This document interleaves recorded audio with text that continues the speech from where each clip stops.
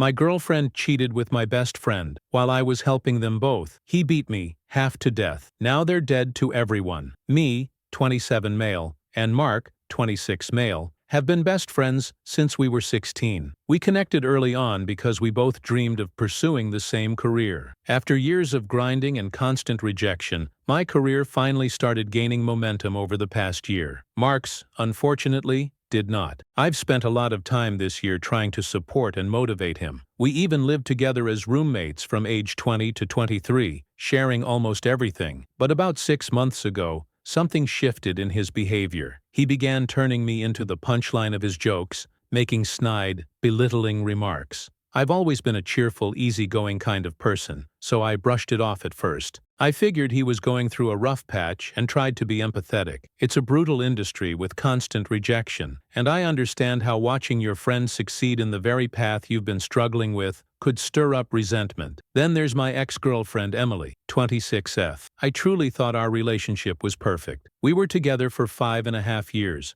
Great communication, an amazing physical connection. She stood by me during all those years when I was trying to break into this field. I'm also the kind of guy who overshares and loves to talk about everything. We had no secrets. I believed we were always open and honest. I put in effort to keep things fresh and exciting. Date nights once or twice a week, surprise gifts, weekend getaways, trying new things like cooking classes or dance lessons. I loved creating memories with her. I supported her interests and made sure she always felt like my top priority, and I thought she felt the same about me. Even as my career picked up, I made a conscious effort not to put her or any of my friends on the back burner. A healthy work-life balance is what keeps me sane. Last week, we all got together at our friend's house, Tom and Katie, both 27, who had just bought their first home. We were sitting in their backyard drinking with Bill, at 26M, and Jane, 27F. We've all been close friends for about 7 years now.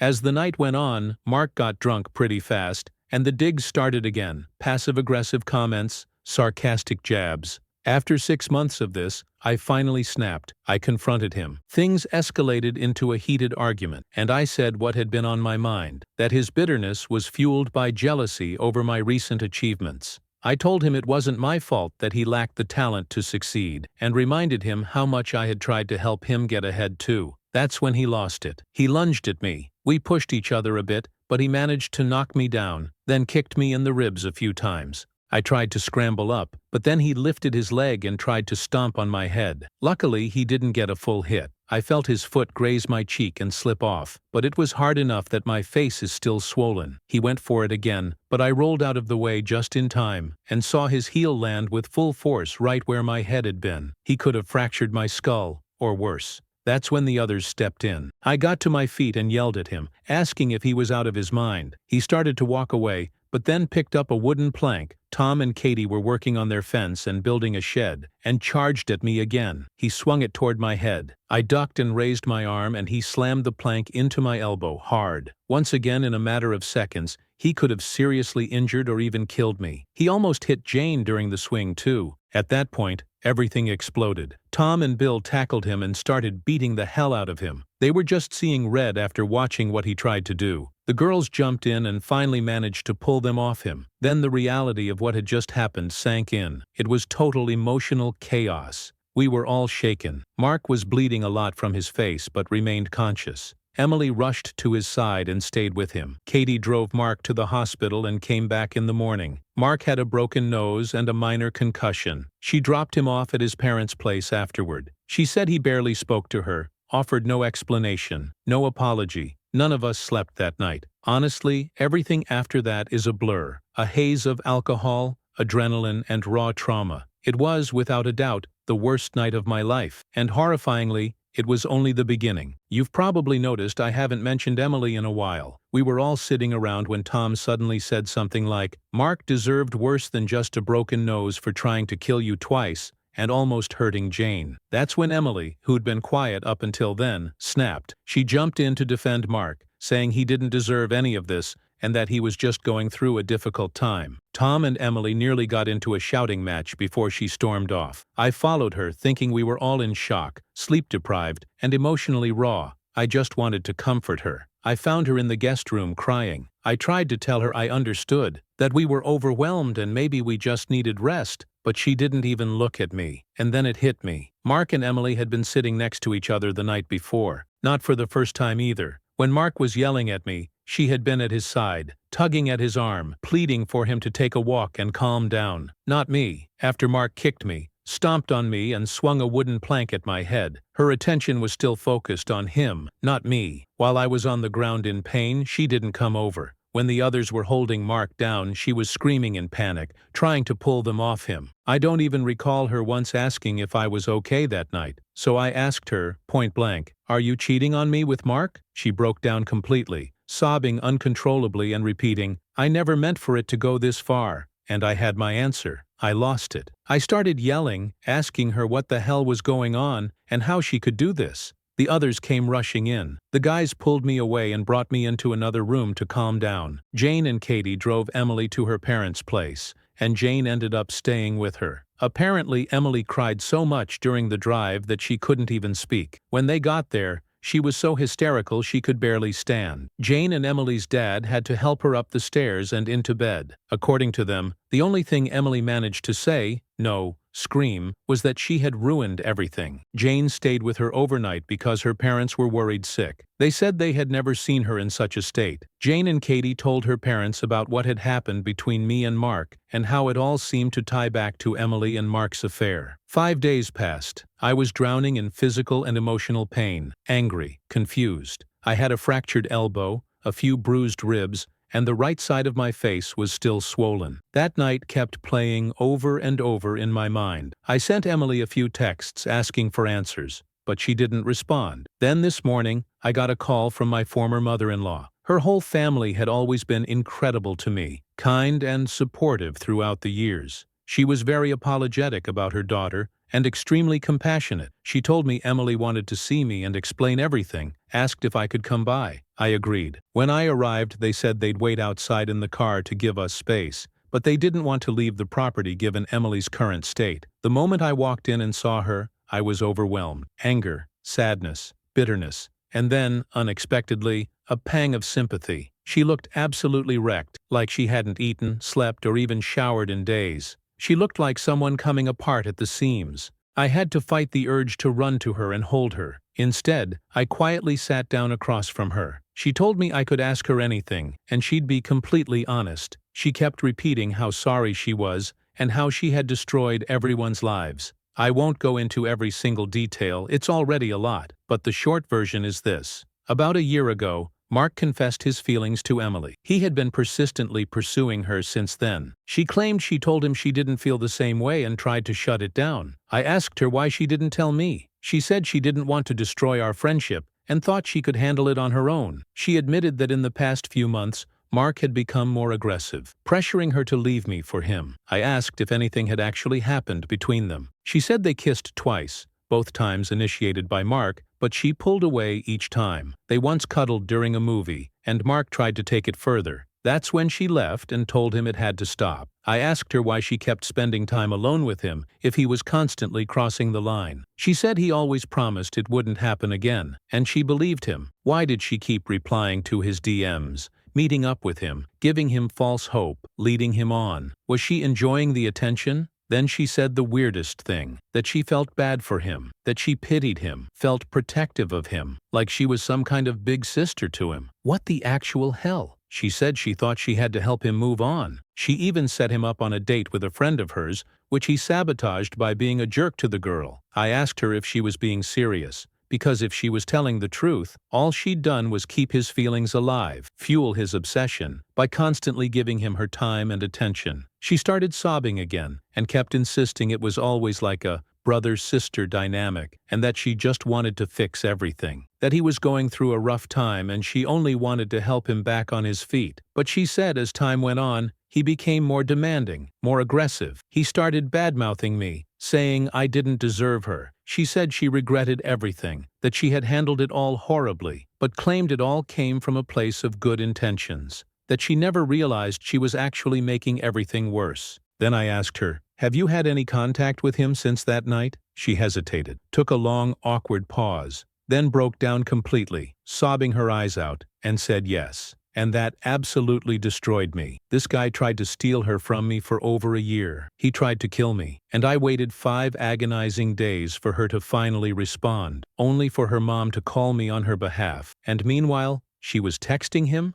I couldn't even respond. I just shut down. All I wanted at that moment was to make her hurt, not physically, but emotionally. I wanted her to feel the same level of devastation I was feeling, so I got up to leave. She begged me not to go, said she could show me the messages. She claimed she just checked if he was okay, and then told him it was over, that he needed to stop contacting her. But to me, the choice had already been made. I had been in hell for 5 days, drowning in pain because of them, and she still chose to keep him in her life, even for a moment. I walked out. She followed me, pleading. I'm not proud of what happened next. Her parents got out of the car when they saw us and asked if everything was all right. I snapped. I yelled that their so-called daughter had ruined my life, that she chose the guy who tried to stomp on my skull over me. I was shaking with anger, with heartbreak. I couldn't even drive. I was too upset, so I just started walking, aimlessly. I don't know for how long. Eventually my ex-father-in-law pulled up beside me, told me to get in the car. I did, expecting him to yell at me or scold me for screaming at his family like that. But bless that man's heart, he said nothing. He just drove me home. We didn't exchange a single word during the ride. But when we got to my place, he gently placed his hand on my shoulder. I couldn't even look him in the eyes after what I had said to them. Later, Emily texted me screenshots of the conversation she had with Mark. From what I could see, it backed up her story. She asked if he was okay, then told him it was over, that she'd never forgive him for attacking me. She also sent older screenshots, messages where she told him to stop, that she had no feelings for him, and that she was rejecting all of his advances. But they'd been talking for over a year. So what's to say she didn't just cherry-pick the messages that made her look innocent? She could have easily left out anything that showed otherwise. I haven't responded. I probably never will. I plan to block her, but for some reason, I just haven't yet. Not now, so here I am, pouring all this out, hoping that maybe writing it down will help me begin to process this nightmare. I feel so betrayed, so furious, so utterly broken. I want to hurt Emily and Mark, not physically, but emotionally. I want them to feel every ounce of the pain I've been carrying. I know that's not healthy. I know it's not the right way to heal, but that's the truth of how I feel right now. I hope writing this down helps me sort through it, figure out how my life went from feeling perfect to feeling like I'll never feel okay again. This pain, it feels permanent. I don't know how anyone is supposed to recover from something like this. I've lost everything. The people I once loved with all my heart, I now feel nothing but rage toward. Emily swore she never slept with him, that they didn't have sex. But I'm not naive. Even if they didn't cross that line, she still betrayed me on every level that mattered. And Mark? He betrayed me just as deeply. I don't think I'll ever forgive them. I don't believe I'll ever reach a place where I could even consider trying. So to anyone who's been through a betrayal like this, by a partner, a friend, or both, what do I do next? How do I even begin the process of not thinking about this every second? How do I try to move forward and actually live again? I hadn't felt the need to post an update until now, but I guess I need some advice again, or maybe just reassurance. A lot of people have asked for updates, so I'll try, but if I go into too much detail, it'll get way too long. The part where I really need advice is toward the end. Everything above that is just context. Sorry this is so long again. I didn't mean for it to be, but once I started writing, I felt like I needed to get everything out of my head. Mark, everyone told me to press charges,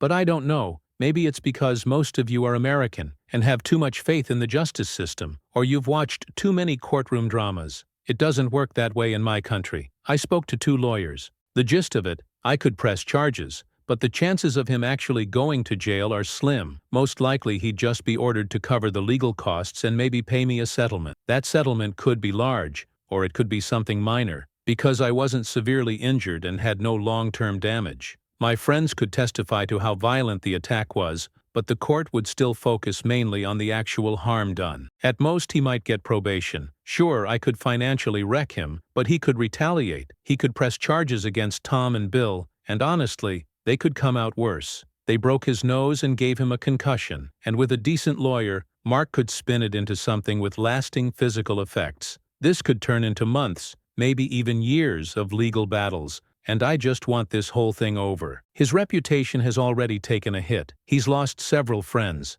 Some said they'd remain neutral, but his older brother told me that both he and their parents were deeply disappointed in him. They're not disowning him, but they're definitely not supporting what he did. His younger sister took it even harder. She used to joke that she considered me her big brother, and she'd tease Mark about it in a light-hearted way. Nothing cruel. She also really looked up to Emily. Now, she refuses to even speak to Mark. Mark sent me a long apology letter, but he never once mentioned Emily. Not her role, not the betrayal, just an apology for his behavior toward me and the assault. It seemed sincere on the surface, but it didn't feel genuine. He owned up to a lot but still pinned parts of it on his mental health. I haven't responded, and I never will. Jane and Katie. Some people in the comments mentioned how Jane and Katie hinted that Mark might have been emotionally manipulative or even abusive toward Emily, that they knew more than they admitted or were protecting her. So I played dumb. I started casually talking about how I couldn't believe I never saw the warning signs,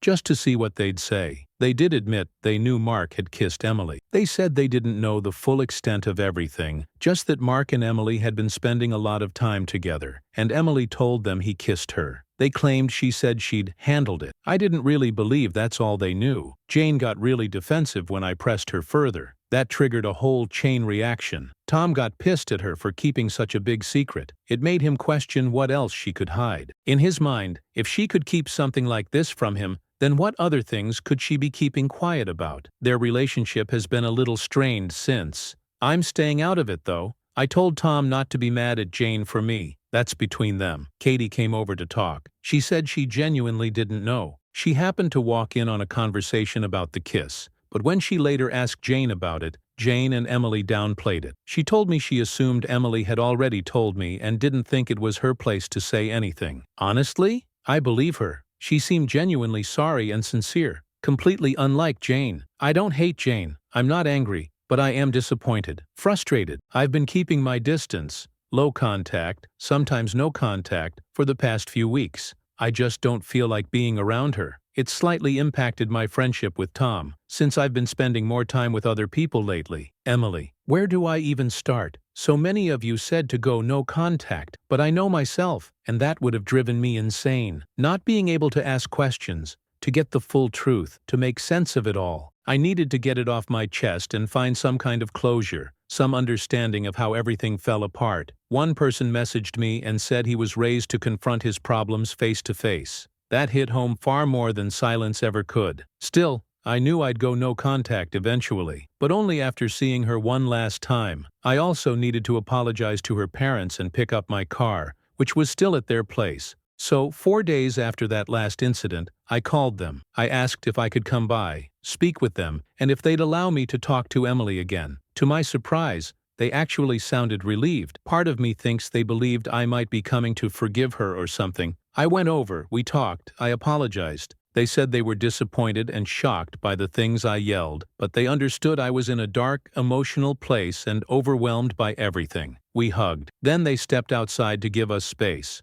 I walked into the living room where Emily was waiting. She looked up at me with the saddest expression I'd ever seen and asked if she could hug me. I said no. I told her to sit so we could talk. I asked her to go over everything again, this time without skipping a single detail. I asked if there was any truth to Jane and Katie's suggestion that Mark had been abusive in any way. She gave me the same basic version as before, but added a few new pieces. She said she didn't realize it at the time, but she felt the whole situation was her responsibility to fix. She claimed the reason she didn't just tell me or cut Mark off was because he threatened her. He told her that he would go to me, that he'd tell me they kissed, that they were in love, that she'd been cheating. He made her believe I'd take his word over hers, that I'd end things, that our relationship and my friendship with Mark would both be ruined. She said she felt trapped, stuck handling it all by herself. I asked if he'd ever been physically abusive. She hesitated, then said, not exactly, but admitted there were 2 times where he did hurt her. One time was at a party we all attended. He got her alone, asked if she really didn't love him. She said no and told him to stop. As she tried to walk away, he grabbed her wrists and wouldn't let go, pulled her closer and hurt her arms in the process. I remember that night. I remember her suddenly becoming quiet, withdrawn halfway through the evening. She told me she was just tired. The second time they were alone again. He grabbed her by the arm and squeezed hard enough to leave bruises on her bicep. I don't remember seeing any bruises. I would have noticed. I would have asked. Maybe she hid them. I asked if there had ever been anything sexual, because his intentions were obviously clear, and why she kept putting herself in that situation. She said no, they never had sex. She just kept saying she was being stupid and didn't fully understand how wrong it was while it was happening. I asked how he held so much power over her that for a whole year she couldn't bring herself to tell me, why she believed I would take his word over hers. She just kept saying, "I don't know," over and over again, that she kept making bad choices and couldn't stop spiraling. Then I asked her the hardest question. Why, after Mark attacked me, did she ignore me, but not him? She started crying again and said she didn't know. She said she just thought our relationship was stronger, that we'd get through it, and she was scared about what Mark might do next.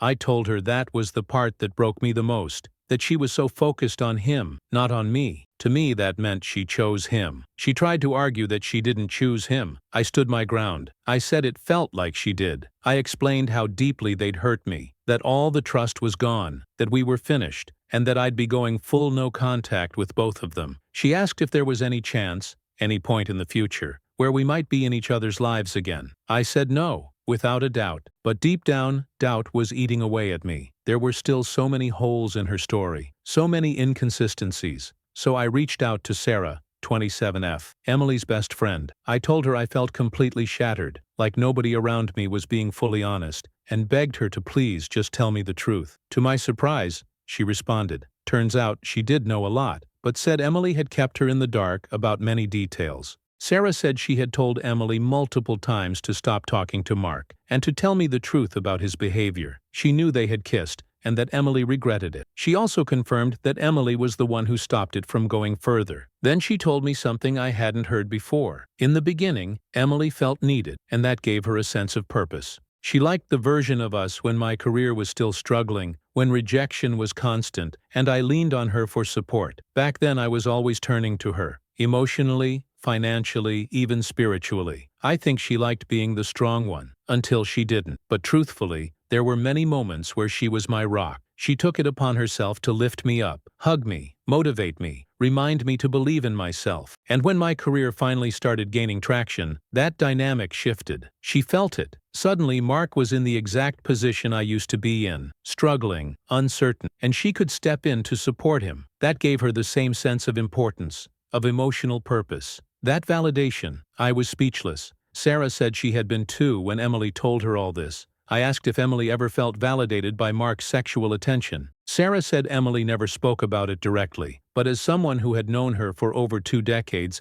she suspected that part of it was just that, feeling wanted, feeling desired. Then I asked something I had been dreading, if maybe I had just been delusional about being a good boyfriend. If Emily had ever spoken badly about me, maybe I'd pushed her toward Mark. Sarah said not really. Emily often spoke about how in love she was, how happy I made her, how special I made her feel. In fact, Sarah admitted she had felt a bit jealous at times. Sure, Emily had mentioned I could be overbearing, clingy, and that I'd sometimes shut down or act selfish, but nothing more than that, nothing serious. Since then, I've noticed Sarah texting me every day. At first it was innocent, asking how I was doing, how my day went. Then came the memes, then flirty memes, even some that were borderline sexual. I have zero interest in her that way. I'm going to have to shut that down soon because I don't want her to get the wrong idea or think I'm leading her on. I've just been trying to process all of this, to let go and move on. And then, about 8 or 9 days ago, I get a message from Emily. I'd blocked her on every app and social platform we used.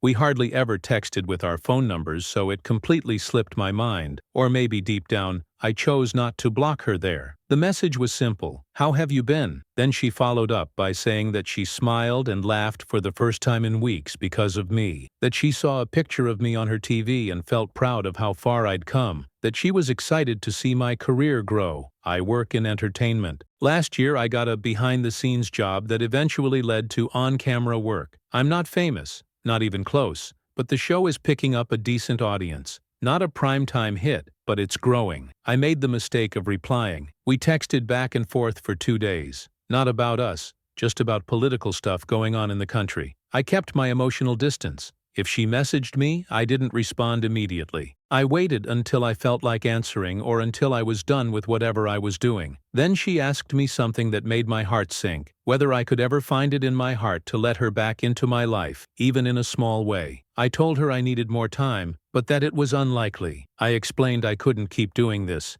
It was destroying my mental health. I said goodbye. Then I blocked her again. I thought that was the end of it. But last Friday night, just after midnight, I heard a knock at the door. And there she was. Emily, soaking wet, standing in the rain like something out of a movie. I asked her what the hell she was doing there. She told me she'd been out drinking and wanted to see me but froze once she got out of the cab. Said she waited by the road for 10 minutes. Too cold to stand around and too embarrassed to call another ride, so I let her in. I gave her an old pair of sweatpants, a hoodie, and a t-shirt, along with a bag for her wet clothes. According to her, her girlfriends had pushed her into going out for a girls' night. She wasn't ready, but she went anyway. They were drinking, and she ordered her favorite cocktail, the one she always got when we went out together. We used to have this little thing where we'd message each other all night if we were apart, sending funny updates, inside jokes, even just pictures of our drinks. The fancier, the better. We were that couple, always texting, even when out separately. She said that night, instinct took over. She reached for her phone to send me a pic, but then remembered she couldn't do that anymore. That realization hit her hard. She drank more,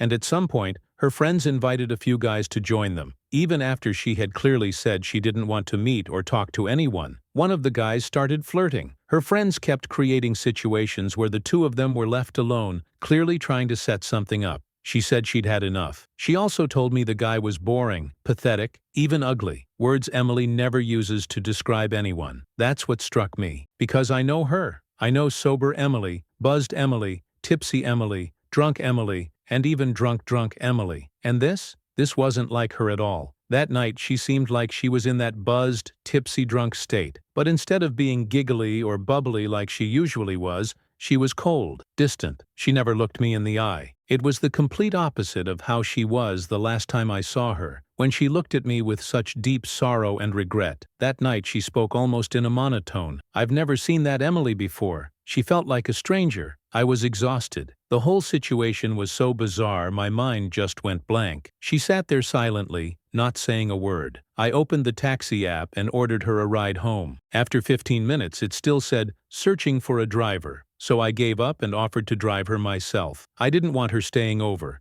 I suspected that might have been her plan all along, and I wanted to shut it down. But she just picked up her things and walked to my car. No protest, no argument, not a word. Even during the drive, the mood stayed tense. She asked if she could pick the music. I said sure. Then she asked if she could hold my hand, just one last time. Stupid me. I said yes. She held it lightly, stared out the window, still not looking at me once. The whole vibe disarmed me. I didn't know how to process it. In a lame attempt to lighten the mood, I joked about dropping her back off with her friends, that maybe she missed that pathetic guy. She just shrugged, said she was done with men forever, that all they ever did was break her trust, mess with her emotions, and put her in lose-lose situations. I couldn't tell if that was a dig at me, at Mark, or both. I asked her what she meant. She shrugged again and said, "Seriously." Then she told me Mark had sent her a letter, asking her to move abroad with him, but she'd thrown it out. We drove the rest of the way in silence.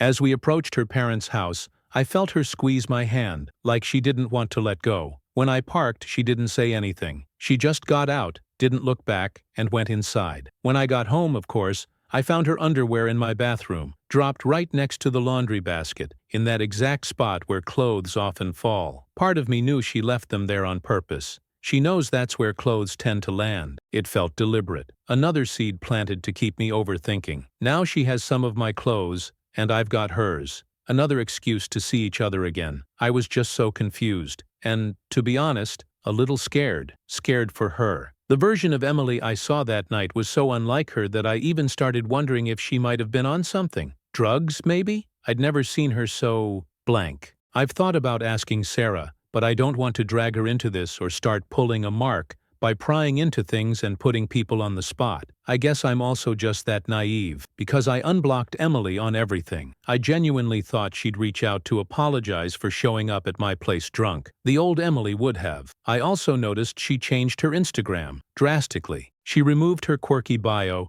deleted almost all her pictures. That playful, fun feed she used to have? Gone. She left only 2 old posts. Every photo with friends or other people. Gone. All the pictures of me. Deleted. Except for one. One photo of us from a holiday 2 years ago. The one we both agreed was the happiest time of our lives. I was making progress. Tiny steps. But now I can't stop thinking about her again. The truth is, I miss Emily. Desperately. She's such a rare person. I always knew how lucky I was to have her in my life. And as much as I've hated her, resented her, for everything that's happened over the past month, seeing her again, it hit me hard. I remembered how she cried at her parents' house. And yeah, at first, it felt good to know she was hurting. That she had to deal with the consequences of her actions. That she destroyed her life with Mark. It felt like justice. But now, I still feel some resentment, yes. But more than that, I just worry. I'm afraid for her. I'll admit it. When she squeezed my hand in the car, I felt a flutter.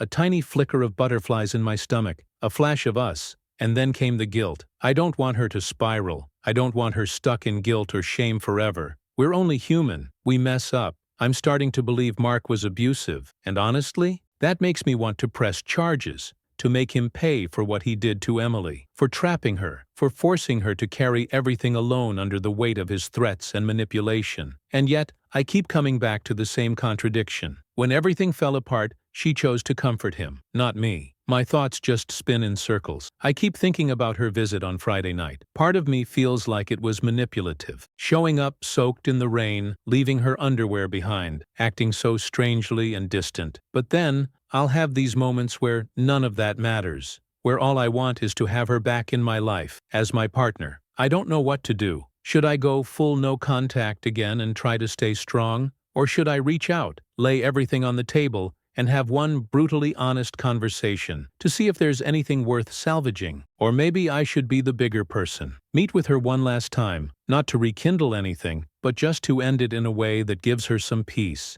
Maybe I should let her off the emotional hook so she doesn't spend the rest of her life drowning in guilt and regret. Even if it means downplaying my pain. Even if it means lying, just so I can stop worrying about her. As you can tell, fellow Redditors, I'm lost. Completely uncertain. I don't know what's right anymore. I'm hoping, like last time, that maybe, just maybe, someone will offer a piece of advice that helps me finally see the right way forward.